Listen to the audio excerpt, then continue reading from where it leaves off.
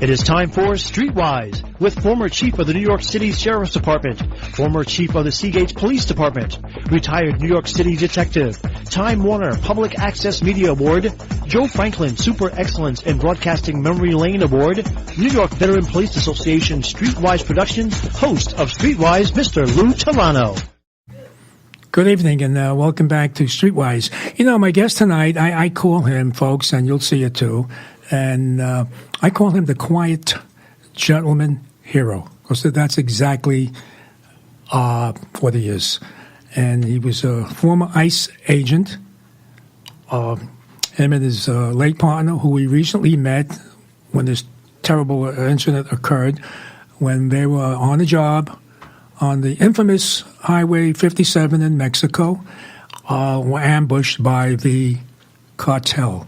But before we do that, and obviously I want to welcome to Streetwise, my pleasure to welcome to Streetwise, Victor Avila. Welcome to Streetwise, Vic. Thank you, Lou. I'm very, very happy to be here. Thank you for having me. No, again, how do I say that? If this incident never happened, you wouldn't be my guest, and that wouldn't be a problem, you know?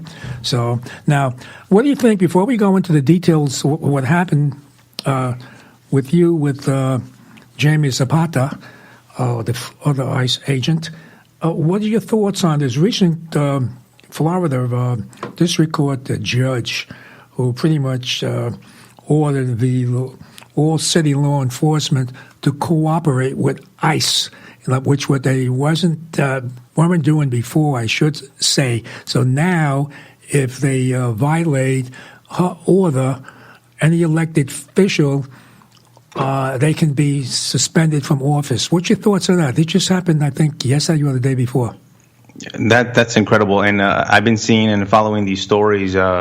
The one in Chicago and what happened to the officer in Fairfax County, where it's incredible that our politicians, these elected officials, are trying to tell our police officers what laws and what to enforce and what not to enforce.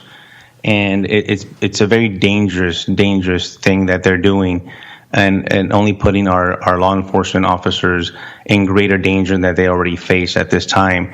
It's incredible to me that they don't want to follow and work with ICE officials, ICE and HSI, because they get kind of sucked into this as well. It's incredible how they're only doing their job and enforcing laws that Congress already passed, and it's crazy to me that they don't want to work with them. They'll want to work with FBI, DEA, U.S. Marshals, but as soon as they see the name ICE, they step away, and it's the whole problem with the whole sanctuary city issue that I totally disagree with. Well, by the way, ICE, of course, is Immigration Customs Enforcement Agency. Now, what Victor Avila was talking about just a moment ago is about this police officer in Fairfax, Virginia, was fired because he did his job, like Victor was saying. He contacted federal authorities when he had an illegal alien. I think he got the job back, Victor. Yeah, he was reinstated after a suspension, and but the only person that be suspended there is the chief, and I don't know if the chief is doing it on his own or following the orders of the mayor, of the elected official. It's either way, they're punishing the police officer for only doing and exercising his duty of that of a peace officer, and that is executing a warrant that he came across. I know. In my time, prior to, working a beat in the city, I worked a beat in the jails, and then I also worked in the courts. If we would notify you guys, or the feds, at least at that time, when something would pop up where the person was wanted by any agency throughout the country, including federal, warrants, holds, and whatever, and somehow they didn't continue that practice. Like you mentioned also a moment ago, the politics. Folks, I want to talk about what happened to Victor Avila and his partner, Jaime Zapata. Now, Victor just met Jaime the day before. I'm going to call it a tragedy. Talking about law enforcement doing their job. They were on assignment. from the embassy, I think doing work for Homeland Security. He'll correct me or jump in if I err. That's hard. That's correct. At the ICE office in Mexico City. Right, and you were in an embassy car that should be visible, the license plates, and the car was obviously a embassy vehicle, and you two guys were ambushed. I know the story. Let's hear the audience listen to what happened that day. I'm going back to February the 15th, 2011. Yeah, in your words, Agent Victor Avila. As far as I'm concerned, you'll always be an agent. Thank you, Lou, for that. I was assigned to the U.S. Embassy in Mexico City with the ICE office, and this is February 15th, 2011. I got the assignment on February 14th on Valentine's Day.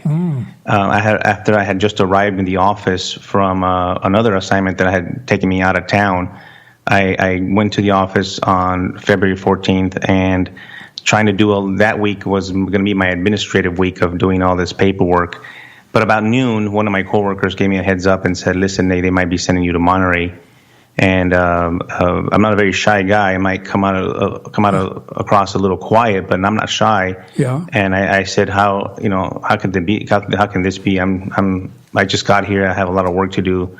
But anyway, regardless, after lunch in Mexico City around 2:00, we get back, and my supervisor gives me the official assignment saying, "Listen, I need you," and he referred to Jaime Zapata as a TDY, meaning a temporary duty agent. Yes. Jaime Zapata was full-time out of the Laredo, Texas ICE office, but had been sent over on special assignment to Mexico City to help on another case.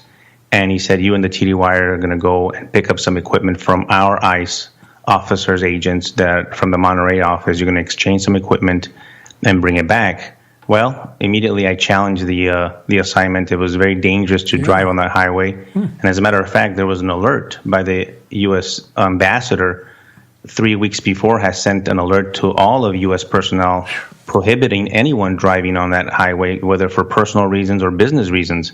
He didn't want anybody on there, and if you needed to go on there, you needed written permission from him. But my supervisors ignored that. I had my supervisor go to the deputy attaché and questioned it, and the deputy attaché came out and said, "I need that equipment here by business day tomorrow," meaning the 15th. And he said he wasn't aware, and I always quote this, he wasn't aware of any security issues in Mexico, which to this day I'm dumbfounded by that statement. But I tried. I talked to the counterparts in Monterey. They all knew that the Zetas cartel controlled that whole corridor. They were having a lot of firefights and with Mexican military and Mexican police.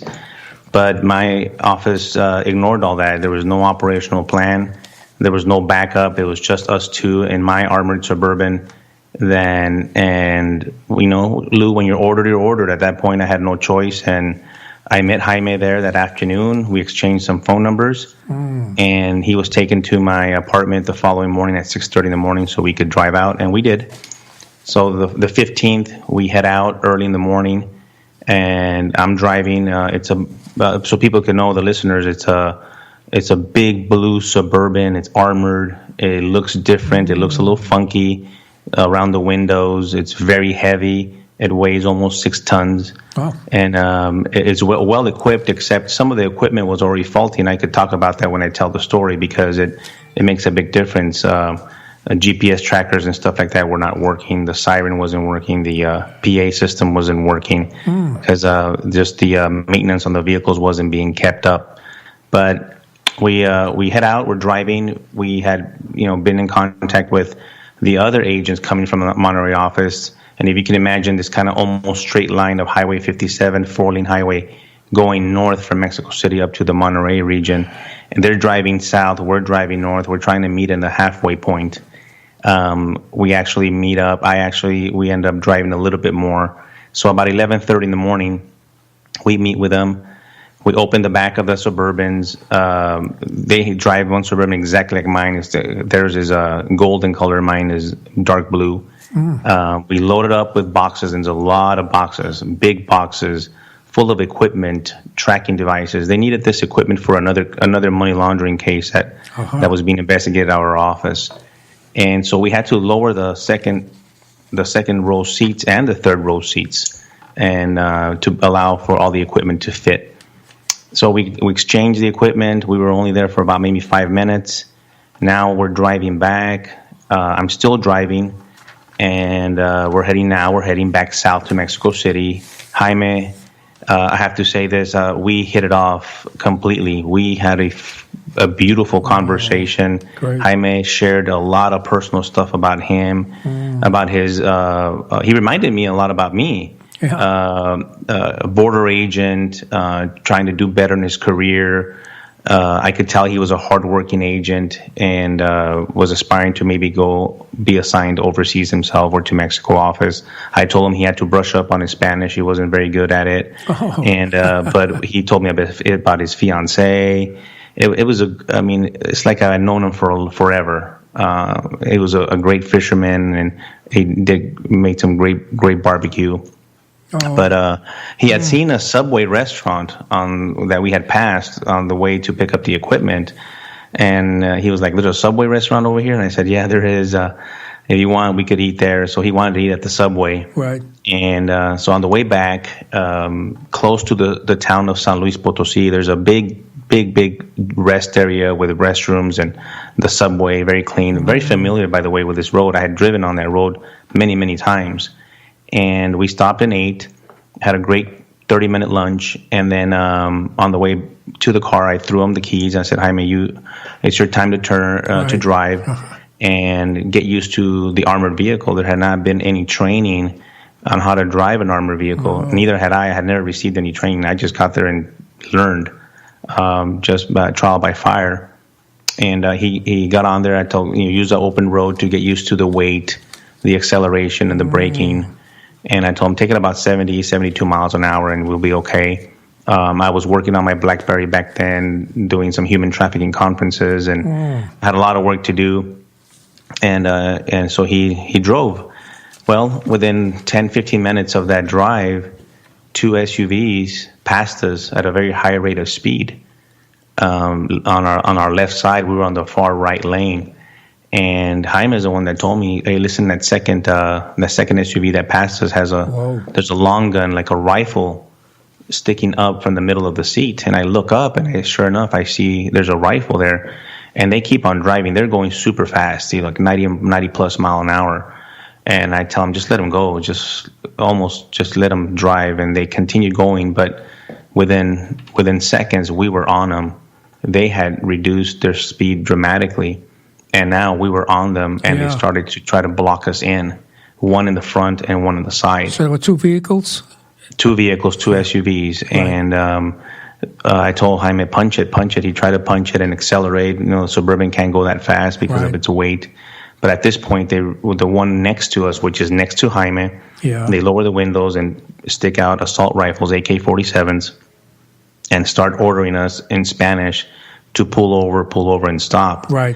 The front vehicle, the front SUV, is stopping. So they basically did, Lou, is they conducted a rolling roadblock, which was we were trained to do ourselves. Correct. And they want to crash the vehicle, and your basic instinct, your human instinct, is to avoid the collision. Mm-hmm. And so it forces you to push the car to the right shoulder, which Jaime did.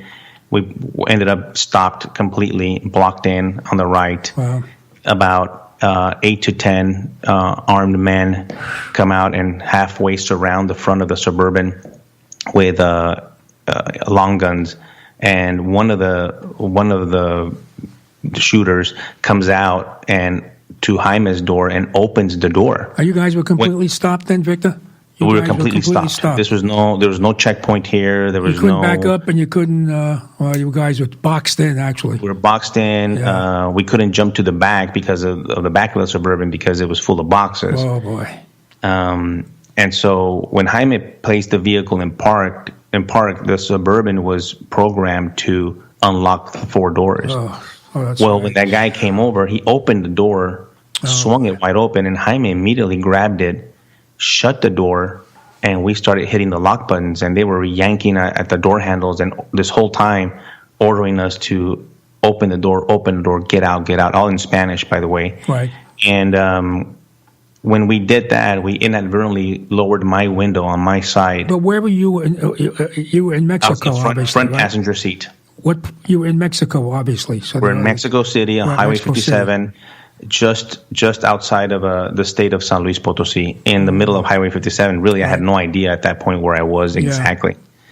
And this window lowered about 2 inches.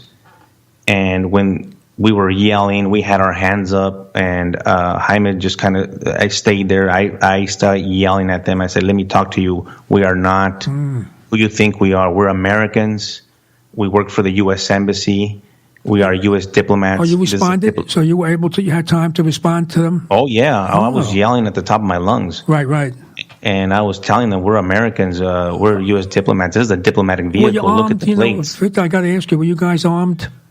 Yes, we were, Lou, but we had 2 handguns that were inside a backpack that were caught underneath the seats. So we never brandished a gun. We never took out a gun ever. Right. They never saw a gun. And I probably wouldn't be able to tell you the story here in person if I would have, I think. No, I can understand, but... And definitely outgunned at that point. It didn't matter what guns we had. Right. But... eventually, they introduced the barrels of 2 guns, an AK-47 and a handgun right by my head on the window. And instinctively, I just kind of pushed back as much as I could against the car. And I raised the window, and it caught the barrel of the AK-47 and the handgun. And, they started wiggling them in and wiggling them up and down. This whole time is yelling, get out, get out, get out. And then without warning, they opened fire, and they opened fire inside the cabin. And I saw Jaime get hit on his right side, on his torso, and he yells out, I'm hit. And I tell him, go, go, go, go, go. And I still had my finger on that window button. And then somehow, I don't know, with my left hand, I grabbed the handgun. It was wiggling the handgun and burned my left hand finger. Eventually, they pulled them out, and it raised the rest of the window, and they just sprayed. Eventually, I think they found over 90 rounds that were shot at us. Oh, boy. And I look at Jaime, and he was already becoming unresponsive, and I put my hand on his knee to hit the gas, and I slammed the gear shift down, and we crashed the front SUV that's blocking us, trying to get the Suburban back on the highway, but it really just goes into the median, and then I try to get the steering wheel back to get the Suburban back on the highway, but if you look at the internet, you'll see the pictures of how it ended up. It was all shot up. It was flat tires and all that. You'll hear the argument that they were going to carjack us and they wanted the vehicle. That's absolutely not true. They destroyed that Suburban. But one interesting thing that happened is when we're in there and Jaime, I was trying to attend to him. One of the SUVs looks like it's leaving, but it does a U-turn and comes back and parks right in front of the Suburban, and 2 guys get out with 2 AK-47s, 1 each, and they just spray the front. And they're looking at me, I'm looking at them, and they're just shooting through the window, trying to get the bullets to come through.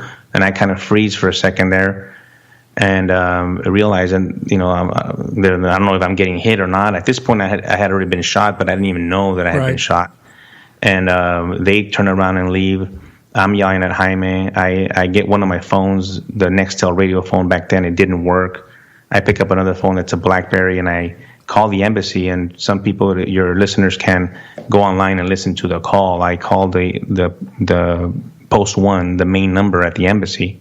And, I yell out, this is Victor Avila, we've been shot. Eventually, that call gets routed to the regional security office, which is the RSO, the Diplomatic Security Special Agents there.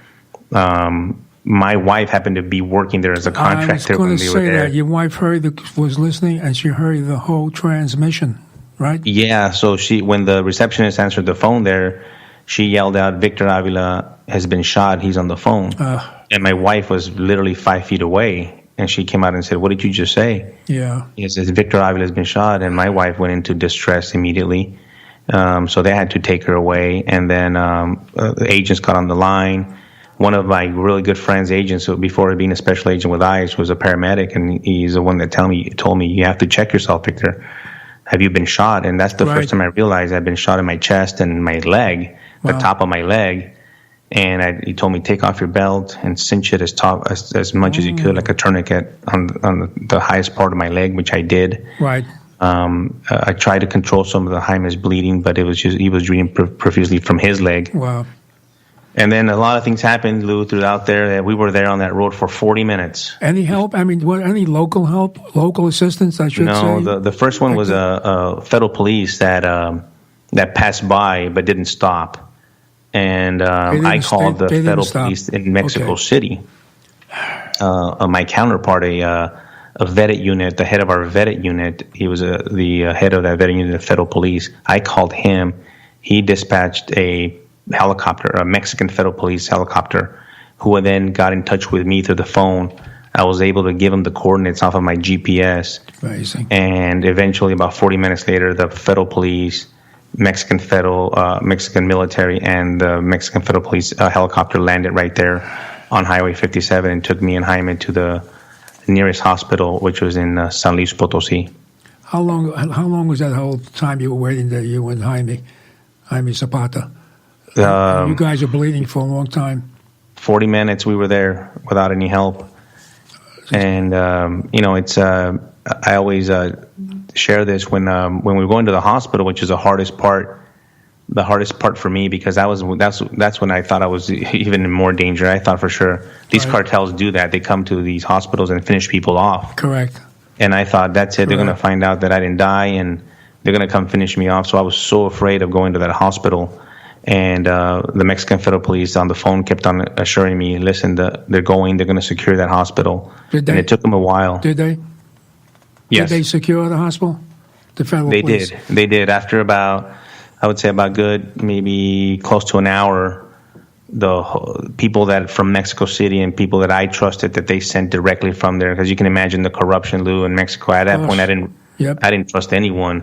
Not even the police? Hospital staff, not even the doctors. I didn't give them my information. Yeah. They thought we were Mexican federal police officers. Oh. And I didn't. Once they secured everything, they said, "You're secure, Victor. We're here on special orders from Mexico City." Right. Then I told the hospital and the doctors who I was, that I was an American. Right. And it gives me chills because I felt like such a foreigner in Mexico. I'm a Mexican American, and I felt like a person that did not belong there at all. Yep. Now, you were born in Mexico, right? No, I was born in the United States. Oh, okay. Who was born? My parents were born in Mexico, right. and they're naturalized your U.S. parents citizens. Came from Mexico. Am I correct? Who is that? Your parents, your mother. Yes, my mom and my dad were born there. Yeah. That's what I saw. Yeah. Yeah, my dad naturalized back in 1980. My mom in 1990. Right. And I was born in El Paso, Texas, and so I talk a lot about immigration and all that stuff that. My parents came in and did it the right way and the long way. The right way. Yeah, it was a very surreal time to have been in Mexico at that time, because I love the country of Mexico. It was, it's my heritage and all that. But I at that time, I felt like such a foreigner.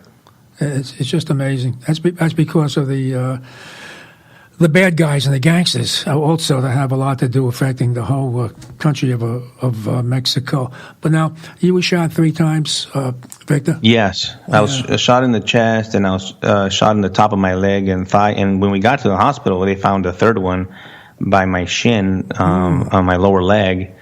And they did really good care. They took really good care of me. Oh, great.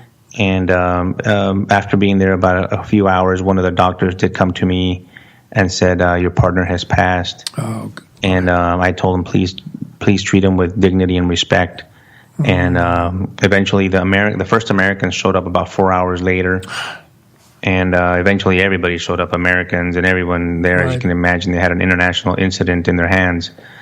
And they got me out of there. They got me out of there with a DEA plane like at 3 a.m, flew me to Houston, to a trauma center there. And we got some treatment. My family then, my wife and kids had to be extracted in a very unique fashion because my home address, apartment, was on that GPS. Yeah. And so they were listening to stuff that possibly was compromised. So then all of a sudden my wife and kids have to go. Yes. And we left our place. I always say this. I left that morning and I never went back. All of a sudden I ended up in Texas, and and then they didn't want me anywhere in the border, and they sent me to Washington, D.C. to recover. But all my stuff is still over there. I showed up with scrubs that the doctor in Houston gave me. And that's a whole other story. The nightmare really began there, Lou, with the treatment of my agency, of me and my family. It was a complete and utter failure on their part. Why was it a failure? By the way, folks, this happened during the Obama, and I'm going to include Biden because he's running in the Democratic primary for the presidency. This happened on the Obama-Biden administration.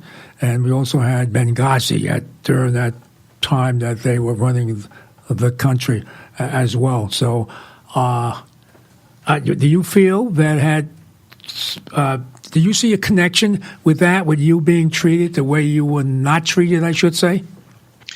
Absolutely, and it has to do with the weapons and this tie to Fast and Furious, the weapon operation Fast and Furious from Phoenix, Arizona, and this is the operation, the biggest failure that our government has ever seen. Someone there thought it was going to be a good idea to let weapons walk. In other words, let them go into Mexico untraced, and to somehow end up getting, I guess, the bigger fish. Well, it ended up getting a lot of people killed in Mexico, and then the first agent that was killed was Border Patrol agent Brian Terry. 2 months before our attack, with the weapons with the Fast and Furious weapons, correct? If you fast forward 2 months later, there was another operation in Dallas and in Texas that was the same model, and that's what they wanted to do in Phoenix. Is they wanted to make this model across the whole country, and they were starting to do that. And our operation was exactly the same thing. They let the weapons walk from Texas into Mexico, and 2 of those weapons recovered. I have the ballistics report. This is not a theory. This is a fact. Right. Were used in our attack. The American weapons that were purchased by these traffickers under the watch of ATF. And this, by the way, folks, this has come down to Eric Holder, who was the United States Attorney General at the time. And what Victor Avila is talking about is letting the guns walk and gun walking.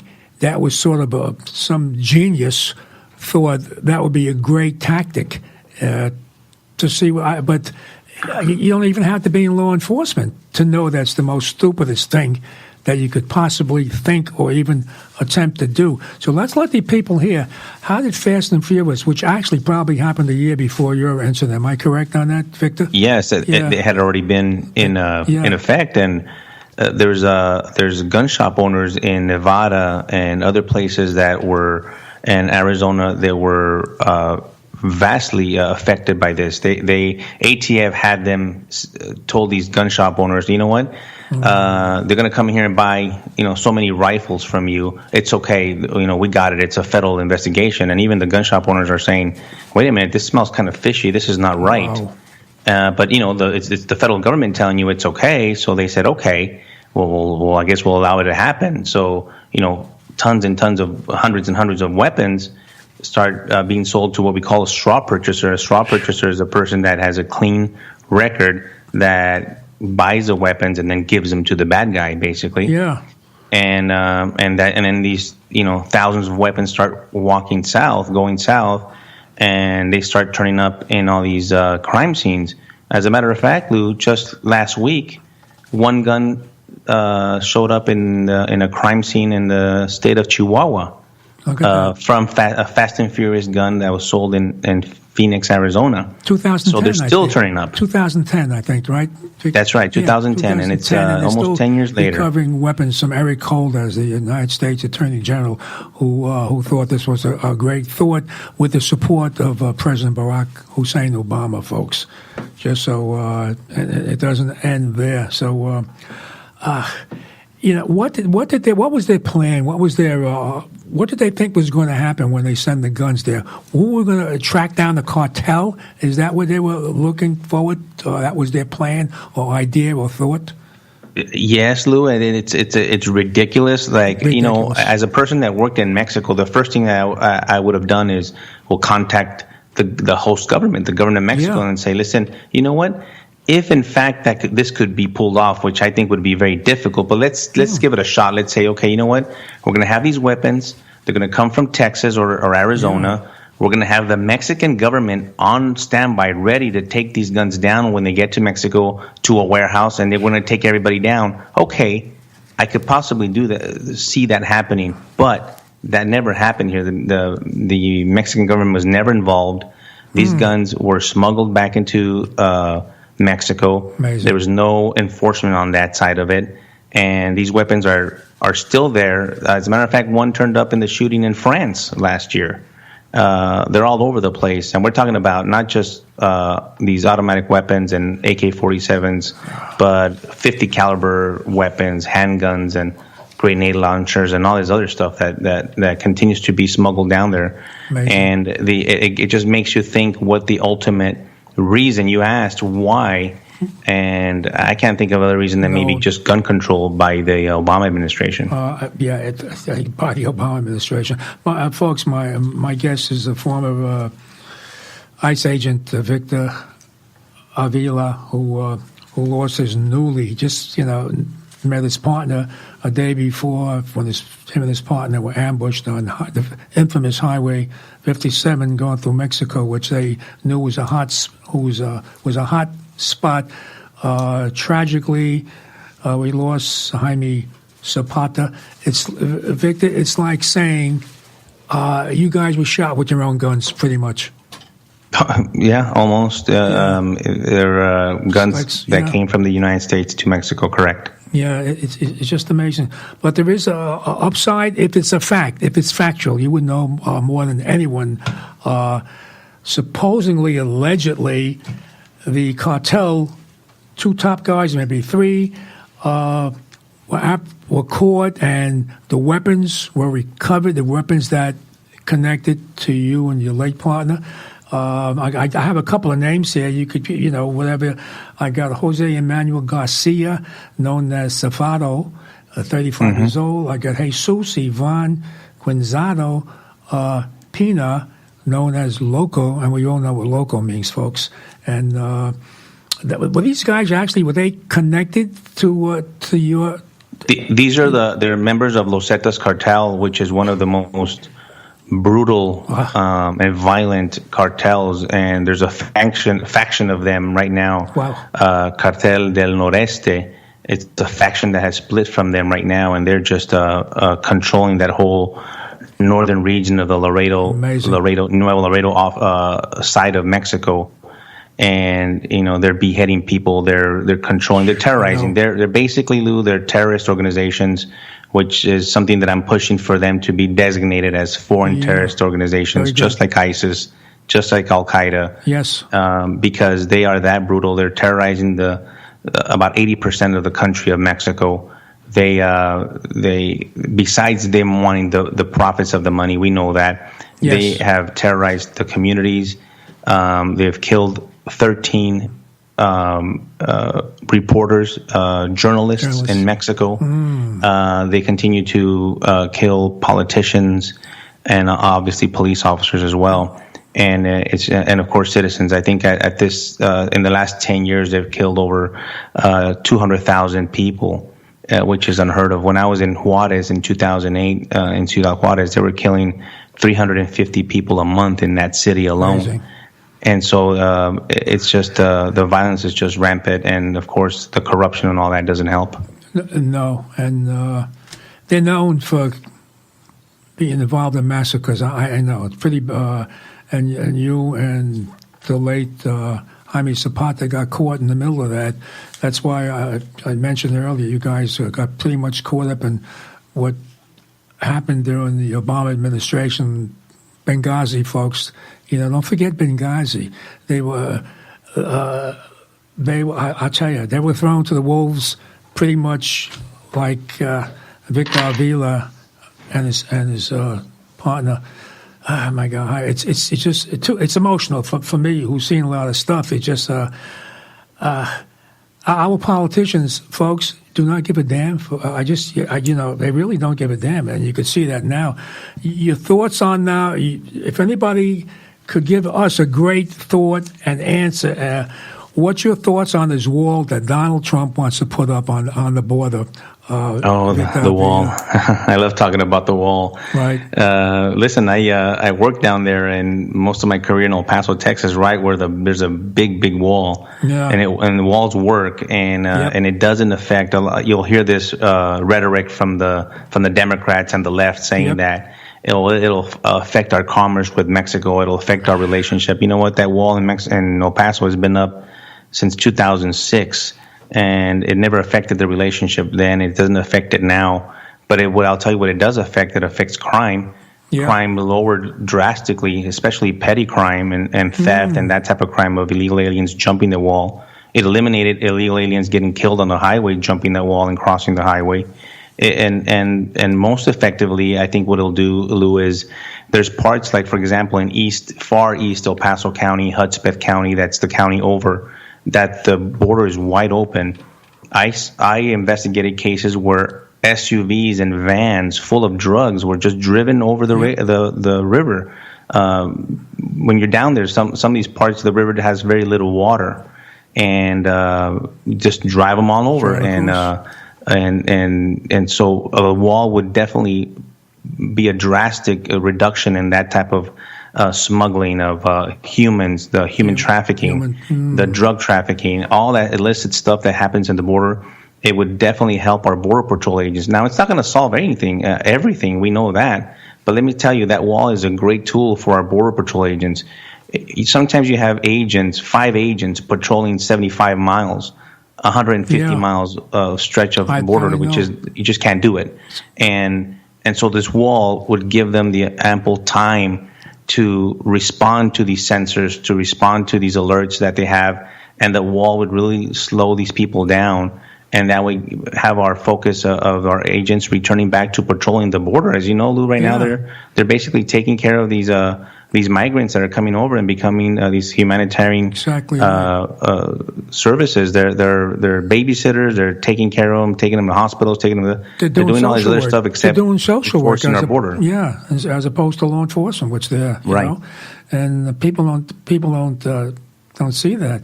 So we got this drug trafficking, human trafficking, gun trafficking, and I don't know. I'm drawing a little blank on something here. Our new New York State Attorney General of the state of New York, I've never seen this in all my years, suing ICE. You know that, right? She's suing ICE. I heard about that. Yes, for enforcing warrants and picking up illegal aliens wherever they pick them up at their jobs, at the in the courts. They were going into the courts. And I've done that. If I knew a guy that was wanted on something, I knew he was going to go to court on another case. Hey, we would go to court and lock him up in court. That's not uncommon. Not uncommon. I did it myself as well. Absolutely. It's the hatred for our president, and it's really what it comes down to. They hate our president more than they love our country, and it's totally unacceptable. ICE officers and agents, HSI agents, are being vilified for doing their job. Some of these people are out there publishing their home address and where they go to church, and affecting their families and putting them at real risk. And it's something that's completely unacceptable. They're out there. They took an oath to uphold the laws as well. And these are the laws that were passed by the same Congress that are trying to vilify them. So I don't understand them. It's I know why they're doing it, but it really is a very dangerous path that they're taking. You said it's Donald Trump. Yeah, they sacrificed this country for their hatred of Donald Trump. There's no two ways about it. I've never seen law enforcement sue law enforcement like our New York State Attorney General. It's just mind-boggling. It is mind-boggling. It's just and now with this phony, fake, as Donald Trump would say, orchestrated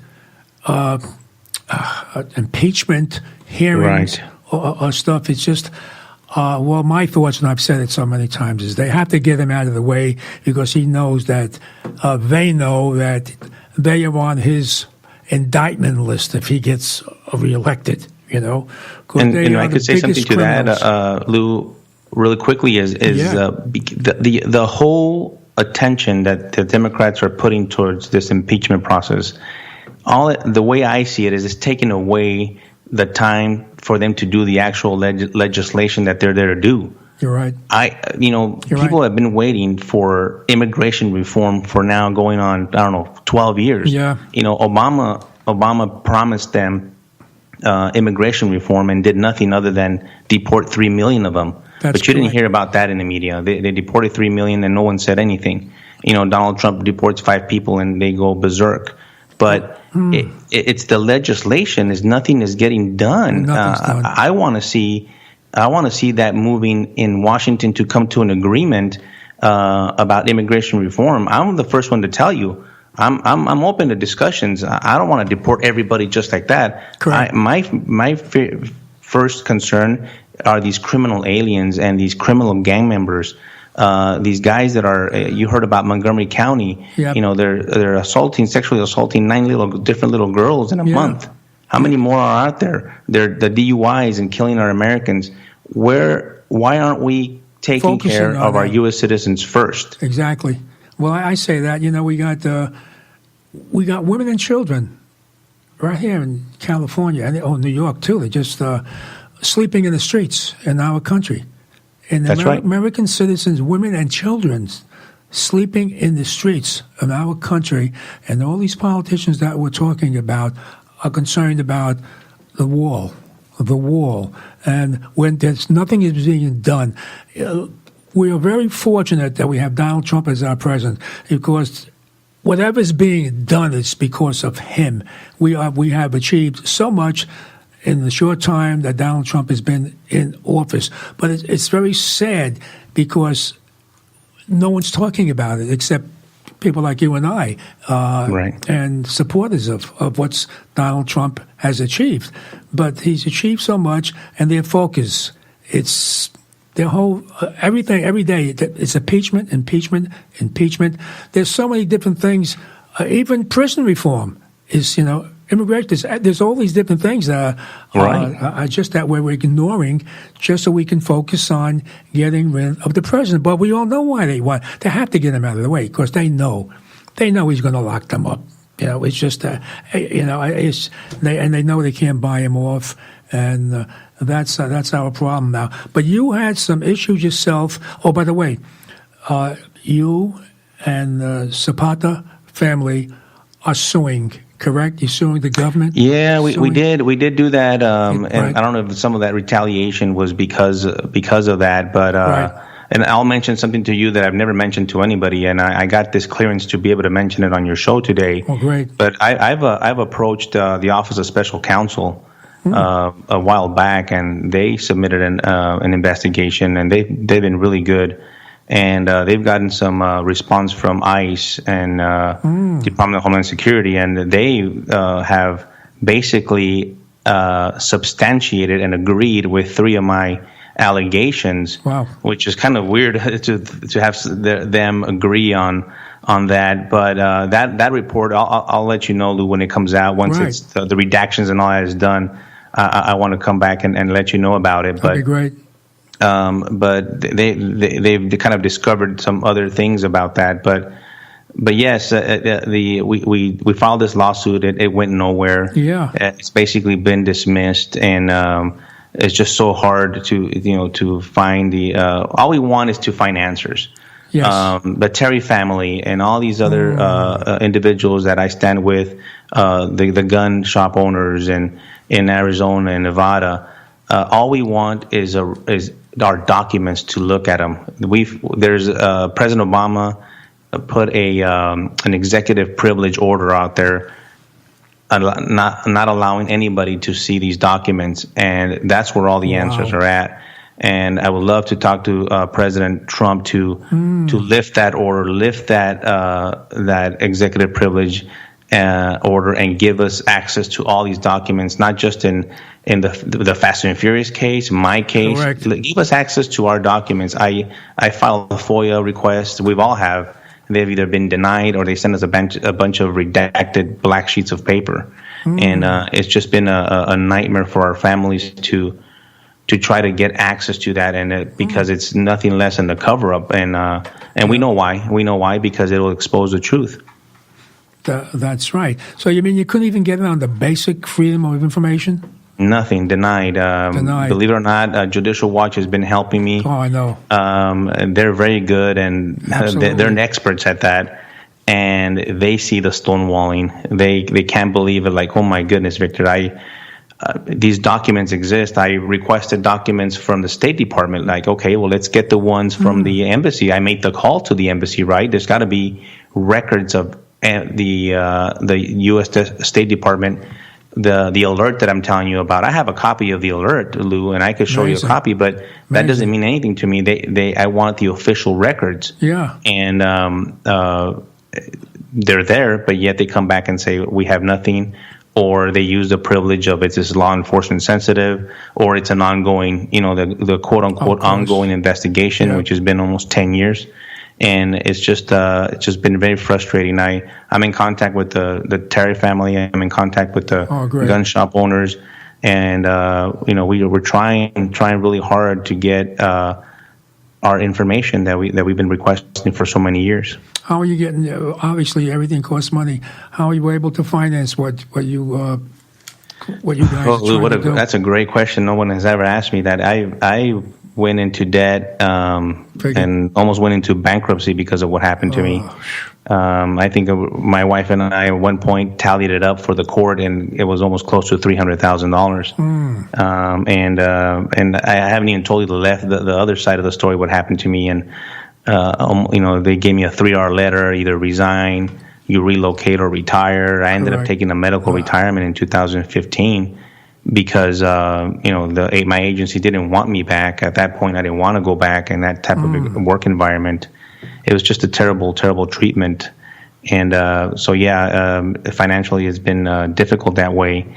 But there's been a lot of help out there. Believe it or not, there's all these agencies like Gallup on Saturday there in New York, the Federal Law Enforcement Officers Association, FLIOA. They've been great. Believe it or not, there's been all these other agencies outside of ICE and outside of the Department of Homeland Security that have helped me and my family that we're very grateful for, but nothing from my own agency. They've never stepped up. Victor, do you have? Is there a way to contribute? Is there any? I don't know if you have a corporation or a GoFundMe type of system, so people can get involved financially. So to try. No, Lou, we don't have that set up. I wish you would. But thank you for that thought. But it's been we're in a better place now. But it's tough. It's just something that we figured we're never going to get back. Right. I'll give you an example. When I told you I showed up in scrubs, I had nothing. You left your home this morning. Don't ever go back. What do you need tonight, right? And so I needed to attend Jaime Zapata's funeral. Oh. And to this day, my suit that I bought hasn't been reimbursed. My wife's dress has not been reimbursed. I had to move to Virginia with my kids, and we showed up to an apartment, and there we were. And my kids needed to go to school. We needed to buy them. It was snowing in February of 2015, and it was in 72 degrees in Mexico. So we needed coats. And you can imagine. Just think of your everyday life of what you need when you're taken from your home and never go back. And so that accumulates. We eventually ended up being stationed in Madrid, Spain, and we thought that's going to be a good thing for 3 years. And then about 19 months later, they kicked us out and said, you got to go. And I still don't know the reason this day. So don't ask me. I don't know the reason. I got kicked out. I say they pick a city to go back to in the States. And so it's been very, very rough. I'm glad of the separation, and don't get me wrong, I love ICE. I love the Department of Homeland Security as far as what I represent for them, and I support them 100%. It's just what happened to me and the administration, and of course it was under President Obama. Because I'll tell you this right now, Lou, if it would have happened under President Trump, this would have been a completely different story. Absolutely, yeah. We all know that. It's just again. Mind-boggling. So you were a victim. Your family wound up being a victim as well. Oh my goodness! My kids are so resilient for for putting up with my wife. Oh my goodness, we just had our 21st wedding anniversary there in New York when we were there last week. Oh, congratulations. And it was my wife. I give her all the credit. She had a lot of reasons to leave before and even more after. But I thank her every day because you're fortunate. Yeah, very fortunate to have her. Yeah, great partner to have, especially in times like what you went through. You know? Absolutely. And what you're still going through. What's your vision up ahead now? What do you foresee in regard to what happened to you in Jaime Zapata? Well, I know that as a survivor, I have a duty. God didn't take me that day. He kept me here for a reason. I'm trying to put out the word and share the story. I do presentations, Lou. If anybody other has an organization, how can they reach you? How can they reach you? I have a powerful presentation about that. I do some public speaking. I talk about the border security. Right. I started doing some hits on, people have seen me probably on the news. And so I'm trying to write a book. I've had very little luck with that. I have a book proposal. I'm looking for a publisher. I think the story needs to Send me that. You have to send me that, of course. I will. Proposal. And I can see the book called, I think, Agent Shot. Is that what the book came? Agent Under Fire. Agent Under Fire, or even Highway 57. Right. Right. So, speaking of Highway 57, they named a portion of it or part of it in regard to Jaime Zapata. In his hometown in Brownsville, they named a road after him. Okay. Was that road connected to Highway 57? No. It was down a little further south, but because he was down from the South Texas, right? And they've done some very good things down there for him. And great! Every year they have a nice fishing tournament for his foundation in September down in South Padre Island. But I'm in contact with the family. I have a good relationship with them. I try to help them since I'm the one that's able to be vocal about it, and hopefully one day we could get the answers that all of us have been trying to get and search for a long, long time. Well, I believe what you said a moment ago. There's a reason why you survived. It's exactly what you're doing now. Because if you didn't survive, there's a lot of things we wouldn't know about, folks. You know that, folks, your listeners. We would just that has to come out. And how can I say? Barack Obama put holds on so many different things. His own, it's not clear about his marriage. Forget about the birth certificate.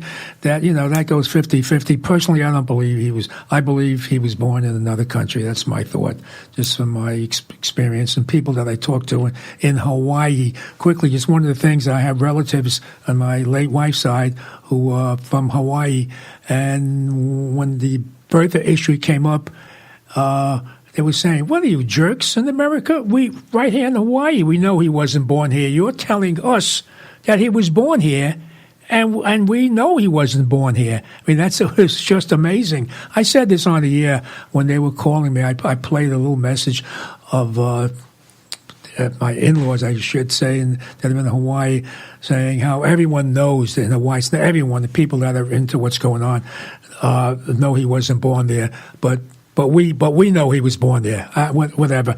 And that's continuing with Barack Obama, how he left us. So what are you doing now? I mean, aside from doing that, Lou, I'm trying to get into, to be able to share my, other than what I went through, I do have this expertise about talking about the cartels and border security and immigration, and I love to share that. And so I speak about that. People can look me up to hopefully get me to one of their functions to speak. I also can talk about the experience. I have a powerful presentation of that. I'm trying to get the book out there, hopefully and get on some of these news programs. And I thank you, Lou, for having me, because it's venues like yours that allow new listeners to find out who we are, and a lot of people don't even know that it happened. No, and I think it's important that they find out what happened and what really happened, and that I'm still here. Okay, now I'm gonna try, if I could, to try to get you to do a lecture at the New York City Police Academy if I can. I will try to do that. Be good for the new police officers coming in on a job, as they say. Now, how can people reach you in case they would like you to do a lecture, or maybe somebody interested in watching you? You're going to be on YouTube in a little while. Somebody may be watching. How can they reach you? The best way is through my Twitter account is at VicSurvivor11. Vic Survivor 11. They follow me there, and they could message me there. I'm happy to do it. And so I also talk a lot about wellness, Lou. Okay. I went through the PTSD, the depression, and all that stuff, and that's so important with what's going on with our officers right now. The suicide rate, and as you know, and so I like to share that portion because I think that's very, very important. What I went through with my family, I wasn't a very good person to be around that. After that, I struggled not just physically to recover, but then the emotionally and the mental health about it was very, very difficult. Wow. I still go through counseling, and I'm not ashamed of that. It's just something that happened to me. I'm never gonna forget it, but I learned to live with it and moved on. But I like to share that story because there's a lot of officers and agents that go through these traumatic events, and we don't want to see them take their lives. No, we had 11 in New York City last year. I mean, this year, that's right. 1 year. That's right. 11 in New York City. They didn't count the 12th because he just retired. Was a sergeant.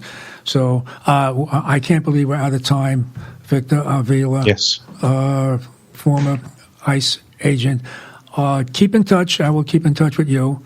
And again, folks, at Vic Survivor 11, correct?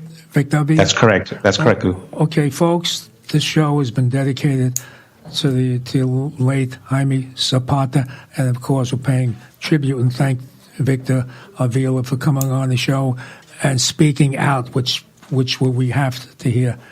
Thank you for being a guest on Streetwise, Victor Avila. Thank you, Lou, for having me. Thank you so much. You're quite welcome. Thank you. All right, folks, wasn't that, we're off the air now, right? I think we are. Oh, we're still on? We're still on the air. Look at that, folks. Okay, I don't know if Victor's still on, but I just got it before. Folks, don't forget, it's Yom Kippur. I think it starts tonight, Monday, if not tomorrow. Happy Yom Kippur to my Jewish listeners and connected family and whatever. Again, we're out of time now. We should be, right? Yeah, folks, listen. This is Lou Telano. Happy Yom Kippur. And thanks for listening to Streetwise, and I'll catch you later.